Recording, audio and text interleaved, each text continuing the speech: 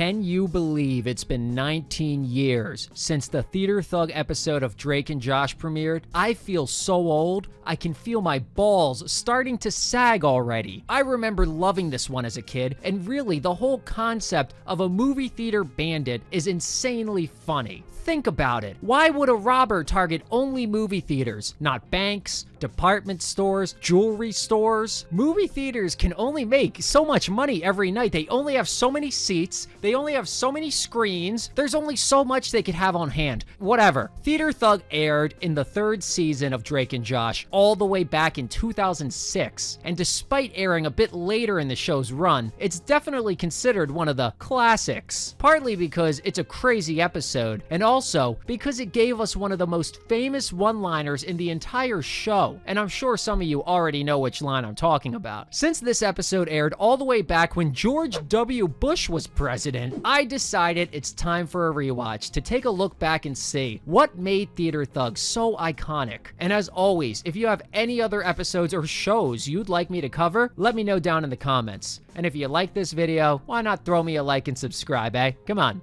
Alright, let's dive in. In the cold open, Drake and Josh tell a story from earlier at the mall where Drake pointed out an old lady person and said, "Hey Josh, looks like it's your Grammy." And Josh ran up screaming, "Grammy, Grammy, it's me, Joshy," and gave her a hug. But instead, it's not his grandmother, it's a random old man who proceeds to knee Josh in the balls. And it's strongly implied that Drake did this on purpose and knew the old person he pointed out was in fact not Josh's granny. And I kinda wish we got to see this scene play out on camera. That would have been, quite frankly, fucking hilarious. But honestly, either way, that's on Josh, who runs over screaming Grammy at the top of their lungs before verifying it's even the right person. At the premiere, Josh's coworker Gavin tells him some lady left a wig in the toilet and Helen wants him to get it out. Josh asks Gavin if he could just do it for him, but he says no. Then Drake walks over and says, "Hey man, I'm here to give you a ride home." But Josh is not ready to leave yet. His shift ends at 6 and it's only 4. Drake is annoyed, wondering what the hell he's supposed to do in a movie theater for 2 hours straight, and he decides to see a movie, and of course asks a random girl to be his date. She goes with Drake, leaving her own date while he is in the middle of buying them tickets for another film. And honestly, this could be the guy's 13th reason.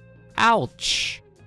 A guy then walks up to Josh and says he's from the show FBI's Most Wanted. He tells Josh that he looks like one of the criminals they're profiling and asks if he wants to be in a new episode playing the bad guy. Josh is a huge fan of FBI's Most Wanted, so he's excited, but says he's not much of an actor. The guy says that's okay, neither is Jennifer Lopez, and J-Lo's out here catching strays for no reason. Gavin then returns holding the toilet wig in his bare hands saying, "I got it," and honestly, he's a bro for that. He might have told Josh no to his face, but he went and did it. Save Josh all the trouble. I'll take it, Gavin. And then we get the classic theme song that I'm just always excited to hear, but let's keep it moving. Back at the house, Josh asks Megan to help him rehearse for his role as the Theater Thug. Drake tells him he's doing too much and says, "What's acting? You show up, say some stuff, and you go home." And you know, I love the meta joke this presents because they are in fact actors. They run the scene, but Megan can't take Josh seriously, acting all tough, and she laughs. He says, "You have to react like I'm a big scary robber," and she says fine. Then they try it again, but this time Megan distracts Josh, then pushes his ass out the door and locks it. From behind the door, Josh says fine, I'll just bust it down, and he tries to but can't. So you're telling me Josh could bust down an entire treehouse but not a bedroom door? Yeah, I know Drake helped him, but still. Cut to the premiere where there is another Dan Schneider reference where there's Schneider's Bakery is right next to the premiere. I'm sick of seeing this guy's goddamn name force-fed into the show. It was on the helicopter. It's next to the premiere. It was in Drake and Josh Merry Christmas as fucking Schneider's secret. Hell, in the Treehouse episode, the Drake and Josh's parents go out with the Schneiders for dinner. Mom and Dad went out to have dinner and see a movie with the Schneiders.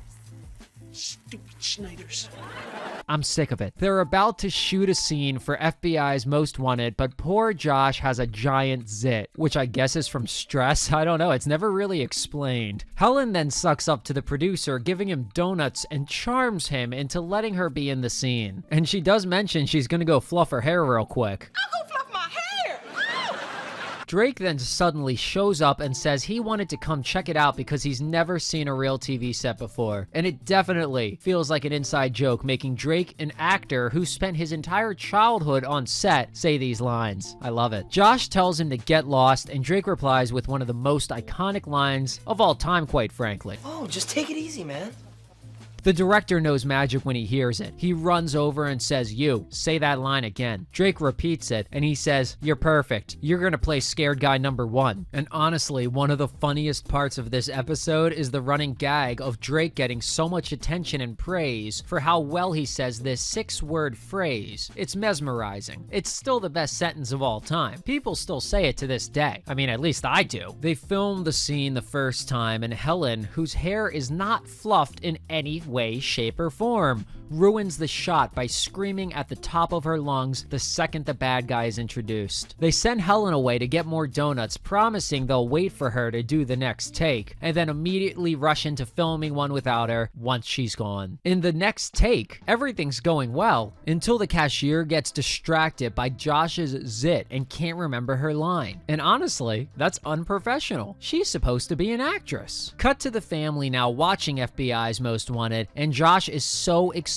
to be on TV, so I guess we can assume they finally got a good take in there. We didn't get to see it. Megan says, "What's the big deal about you guys being on TV? Walter does the weather on TV every night and we never even watch him." Walter is shocked and hurt. He says, "I thought you guys always watch the weather." His wife clarifies that yes, her and Megan do watch the weather, but they watch his competitor's broadcast, Bruce Windchill, because they like his hair better. Ouch. The pizza guy then shows up and Josh ropes him into watching the show with them. The reenactment scene plays, and at the end of it, they show a picture of the real theater thug, who honestly looks nothing like Josh. And they also warn everybody that he's extremely violent and to not engage him if you see him. Drake comments on how much the theater thug really does look like Josh. It does not. And the pizza guy, who is now eating the pizza, also agrees. Do you think he's gonna pay for the slice he ate? How do you think this works? Cut to Drake and Josh in some weird outdoor place we never usually see on the show, at least not often. Drake gets recognized from being on TV and signs autographs for some girls. At the same time, Josh is chomping on a pretzel when a group of old ladies start side-eyeing him. He asks them all what's good, and they scream, "It's the theater thug," and they goddamn attack. This is madness. If the grannies saw the FBI's Most Wanted episode about the theater thug, that means they also saw the warning that he is extremely violent and dangerous, yet they still confront him boldly. That's a confident group of grannies. Josh is beaten ruthlessly by the grannies until the police show up, but they wrongfully arrest Josh. And I also gotta point out, one grandma is so committed to beating Josh down that she won't stop even as he's being dragged off by the cops. She's going down to the station with him to keep kicking his ass, and no one's gonna stop her. And honestly, it's a pretty funny theme in the show about how cops arrest the wrong person while not giving a shit. It happens in Merry Christmas, Drake and Josh, and honestly, by now, it's crazy how long Josh's arrest record must be. He gets arrested 4 times in this episode alone, I think. At the premiere, Drake is signing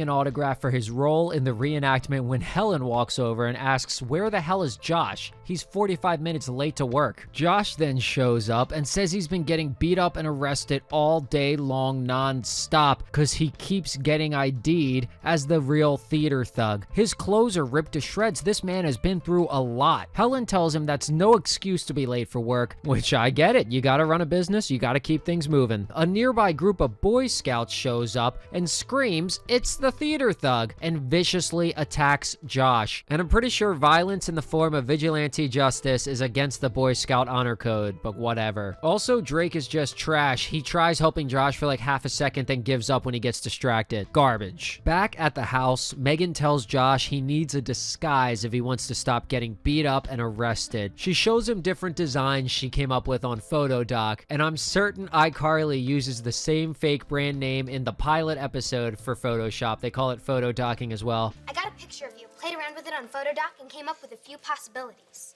Why would you photo dock my head onto the body of a rhinoceros?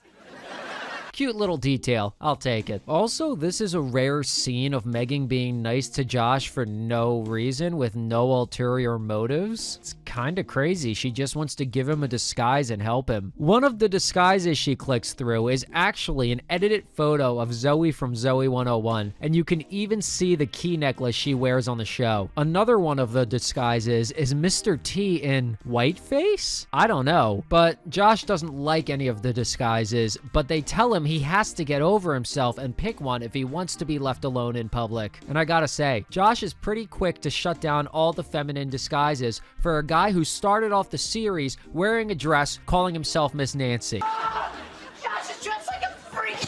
I can't explain. Don't forget your roots, man. Cut back to the outdoor public shopping area that for some reason they keep returning to in this episode. But this time, Josh has a 70s disguise on, and well, it doesn't work. People still incorrectly clock him as the real theater thug, and I gotta say, I don't think this particular scene or this disguise would really air nowadays. Guess What it is. And he's wearing a hippie disguise! Nah, see, my name is Antoine. How are you? It just seems a little racy. I don't know, but I can't help but love the line, "What it is." I'm gonna just start using that all the time, what it is. And of course, Josh is yet again beaten and arrested. And I gotta say, why doesn't Josh just lay low for a while and hang at home? He keeps going to this public shopping area place for no reason. Isn't he normally seen at home chilling or being a nerd? There's even a joke in this episode about how he stays home every Saturday night watching FBI's Most Wanted. Well, I love that show. I watch every Saturday night. Really? I think a teenager like yourself would be out on Saturday nights. Yeah, you would think that. Instead of going out like a normal teenager. Another episode is about his addiction to video games. So why does Josh feel the need to go out into public so often right now? Just stay hidden and play some video games until the public moves on, man. Also, how has the real theater thug not been caught with the public being so diligent? Clearly everyone saw the FBI's Most Wanted episode, and they comment repeatedly how much Josh looks like the real guy. So shouldn't the real guy also be getting mobbed too? The last scene of the episode is absolutely insane. Here it comes. Josh is locking up at the premiere when the real theater thug shows up. Mind you, a dangerous and violent criminal. He tells Josh give him the money, and Josh squeals in horror as the laugh track plays in the background. Where's the money? I don't know. Yeah, you do! Yeah, I do. Where is it? Register. Get it! Go get it.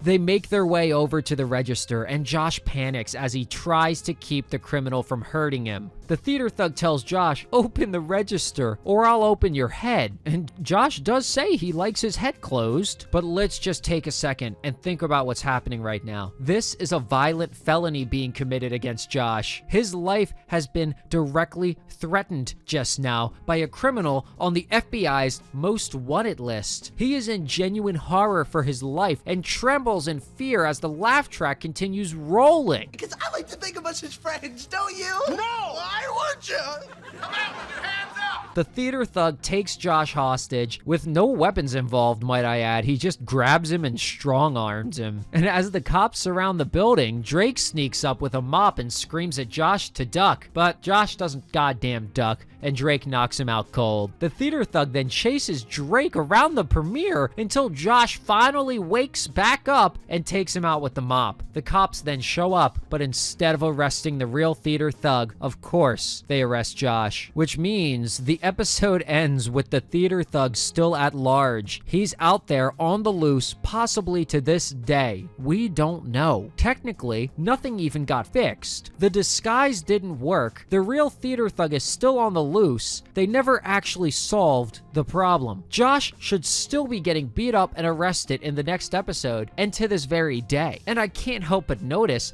the treehouse episode is the same way. They don't ever get out of the treehouse. It's like they wrote these characters into these funny situations and then never wrote them out of them. So after the real theater thug gets away, there's also a credit scene where they break the fourth wall and a bunch of screens and cameras are visible as Josh can be seen wearing a Drake and Josh zip-up hoodie party, and Drake sings the theme song to the show. I'm not really sure what made them pick this episode to give us a little peek behind the curtains, but it's kind of cute, I guess? Look, let's be straight. Theater Thug remains a banger episode, and despite premiering later on in the show's run, it's definitely one of the classics. Josh getting mistaken for the real Theater Thug repeatedly, Drake receiving tons of praise for saying one tiny sentence, the grannies ruthlessly beating Josh. It's all fantastic. A great episode and a solid example of the comedic genius that Drake and Josh gave us in season 3. And if you disagree and you don't like this episode because you feel too bad for Josh getting beat up too many times, well, all I have to say is,